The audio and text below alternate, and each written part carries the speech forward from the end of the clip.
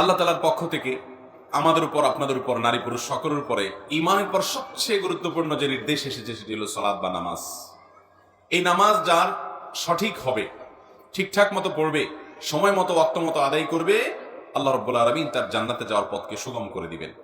হাদিসে আসছে, নবী করিম সাল্লাল্লাহু আলাইহি ওয়াসাল্লাম বলেছেন, আউয়ালু মা ইউহাসাবু বিহিল আবদু ইয়াওমাল কিয়ামাতি আস-সালাত। কিয়ামতের দিন সর্বপ্রথম বান্দার যে আমলটার হিসাব নেওয়া হবে সেটা হলো নামাজ। যার নামাজের হিসাব ঠিকঠাক হবে তার অন্য সব বিষয়গুলোকে আল্লাহ তাআলা সহজ করে দিবেন। আর যার নামাজের হিসাবের মধ্যে ভেজাল ধরা পড়বে তার অন্য সবগুলোতে ভেজাল ধরা পড়বে এবং সে সামনে আর আগাতে পারবে না।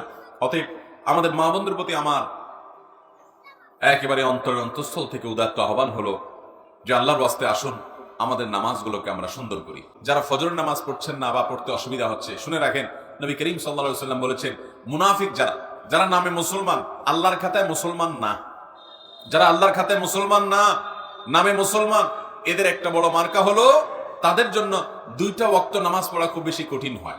তার একটা হলো আসর আর একটা হলো ফজর। এই দুই ওয়াক্ত নামাজ যদি কার দ্বারা পড়া সম্ভব না হয়, সে অন্যান্য ওয়াক্ত পড়ে কিন্তু এই দুই ওয়াক্ত পড়তে পারে না, তাহলে সে যেন সাবধান হয়, সে যেন সোজা হয়ে বসে, সে যেন আল্লাহর দিকে দৌড়ায় এবং ঈমানকে নবায়ন করে। কারণ নবী করিম সাল্লাল্লাহু আলাইহি ওয়াসাল্লাম এটাকে বলেছেন যে এই দুই নামাজটা হলো মুনাফিকদের জন্য সবচেয়ে কঠিন, সবচেয়ে ভারী, এটা পড়তে তাদের সবচেয়ে বেশি অসুবিধা হয়। অন্যান্য নামাজগুলো তারা হয়তো পড়ে কিন্তু এই দুই নামাজ পড়তে পারে না। বিধায় আমাদের যাদের ফজরের নামাজ পড়া হয় না বা ফজর নামাজ পড়তে পারি না বা চেষ্টা করেও আমার দ্বারা বেশিরভাগ সময় ফজর নামাজ পড়া হয় না, মিস হয়, কিংবা পড়ি কিন্তু অনেক কষ্ট হয়, সাধারণত হয় না, একদিন হয়তো 5 দিন হয় না এবং সময় মতো হয় না, সকালে 8টা 9টায় উঠে নামাজ পড়েন, মনে রাখবেন আমাদের জন্য এটা অ্যালার্মিং, যেটা শয়তানের ওয়াসওয়াসার কারণে, কুমন্ত্রণের কারণে আমরা মুনাফিকদের কাতারে চলে যাচ্ছি কিনা। অতএব দুনিয়া চিরকাল থাকার জায়গা না বোনেরা আমার। এই সম্পদ, এই টাকা পয়সা, এগুলা কোলে নিয়ে, এগুলোকে আগলে নিয়ে, এগুলোকে বুকে জড়িয়ে নিয়ে আপনি সারা জীবন থাকতে পারবেন না। বিশ্বাস করুন, আল্লাহ রাব্বুল আলামিনের কাছে আমাদের সবাইকে যেতে হবে। ইন্না লিল্লাহ, নিশ্চয় আমরা সবাই আল্লাহর সৃষ্টি, ওয়া ইন্না ইলাইহি রাজিউন, আর আমাদের সবাইকে আল্লাহর কাছেই ফিরে যেতে হবে। যেহেতু আল্লাহর কাছেই ফিরে যেতে হবে, অতএব আসুন আমরা 5 ওয়াক্ত নামাজের ব্যাপারে ইহতিমাম করি, এর ব্যাপারে গুরুত্ব আরোপ করি। আমরা 5 ওয়াক্ত নামাজকে যথাযথভাবে পড়ার চেষ্টা করি এবং আল্লাহর ভয় অন্তরে জাগ্রত করি। দেখুন, যার এখন যে বয়স আছে, যার বয়স এখন 30 হয়েছে, তিনি চিন্তা করুন আপনার জীবনের মূল সময়টা এখন পার হয়ে যাচ্ছে, মূল সময়টা পার হয়ে যাচ্ছে। আর 10 বছর পর, 40 পার হওয়ার পর আপনি চাইলে অনেক ইবাদত করতে পারবেন না, আপনি চাইলে অনেক নেক আমল করতে পারবেন না, শরীরটা দুর্বল হয়ে আসবে, শরীরে নানা রকমের রোগ ব্যাধি শুরু হবে, অজুটা ধরে রাখতে পারবেন না, ঝিমানি আসবে, নানান রকমের অসুবিধা তৈরি হবে। ইবাদতের সময় কিন্তু চলে যাচ্ছে, তখন চোখের পানি ফেলবেন, আফসোস করবেন, কিন্তু ইবাদত আর করতে পারবেন না।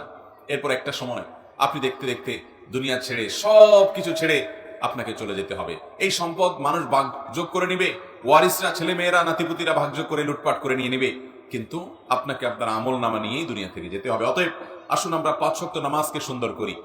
আজ দুনিয়ার চাকচিক্য আমাদেরকে ভুলিয়ে রেখেছে। আপনাদের এই অঞ্চলে, সিলেট, মৌলভীবাজার, হবিগঞ্জ এবং এই আশপাশের এলাকাগুলোতে আমি জানি প্রচুর পরিমাণে মানুষ বিদেশে থাকে, বিশেষ করে ইউরোপে থাকে, এবং আল্লাহ তাআলা আপনাদের অনেকেরই দিনকাল খুব ভালো করে দিয়েছেন, আয় উপার্জন ভালো, স্বামী, সন্তান, ভাই অনেকেই হয়তো বাহিরে থাকেন, তারা অনেক টাকা পয়সা পাঠান।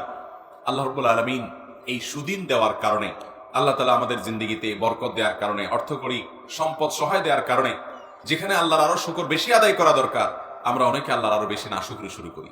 এবং আমরা দেখা যায় যে অনেক বোনরা আছেন রাত বিরাত পর্যন্ত, এটা শুধু এই অঞ্চলে নয়, সারা দেশে এই রোগ, যে গভীর রাত পর্যন্ত মোবাইলে টিপাটিপি, টেলিভিশন দেখা দেখি, এগুলা করতে করতে আমাদের রাতের বড় অংশ কেটে যায়। ফজরের নামাজ পড়া হয় না, সন্তানদের পড়তে দেই না, নিজেরা পড়তে পারি না, অনেকে 7টা 8টা বাজে, 9টা বাজে ঘুম থেকে উঠেন। আমার বোনেরা আমার, আল্লাহ রাব্বুল আলামিনের কাছে এই নামাজগুলোর জন্য হিসাবদিহি করতে হবে। আমার মা বোনদের প্রতি আমার উদাত্ত আহ্বান থাকবে, 5 ওয়াক্ত নামাজ ঠিক করুন, আপনার অন্য সব আল্লাহ তাআলা ঠিক করবেন।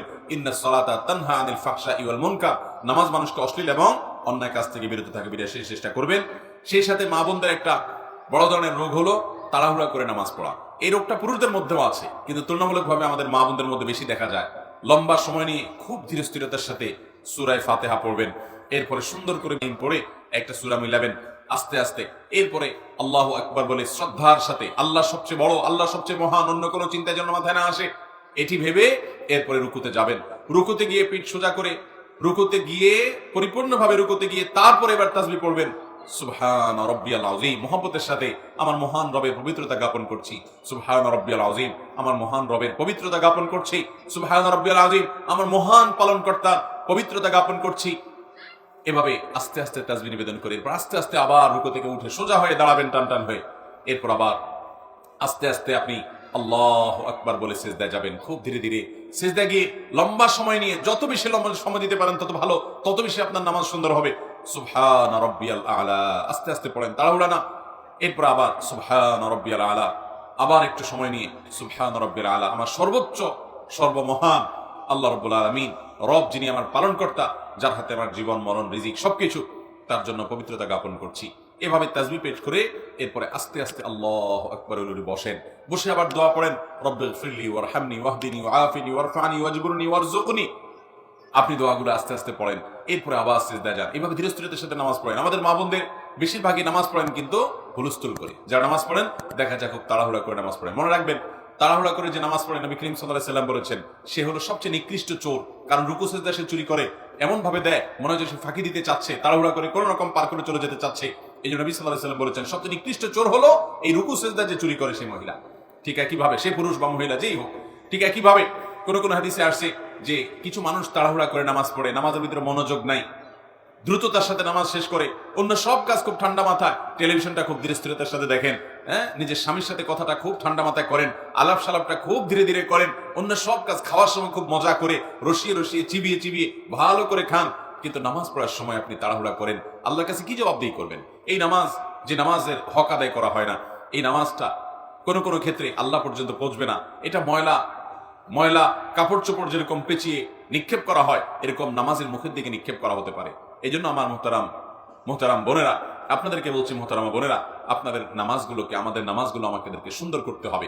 খুব ধীরে ধীরে নামাজ পড়বেন এবং লম্বা কেরাতে, লম্বা রুকুতে, লম্বা সিজদাতে নামাজ পড়বেন। তাড়াহুড়া করবেন না, আল্লাহর মহব্বতের সাথে নামাজ পড়বেন এবং সময় মতো নামাজ পড়বেন। আমাদের মা বোনদের একটা বড় ত্রুটি হলো যে বেশিরভাগ মা বোনরা গৃহস্থলী কাজ কর্মে ব্যস্ত থাকার কারণে জোহরের নামাজটা প্রায় আসরের কাছাকাছি যায় পড়ে।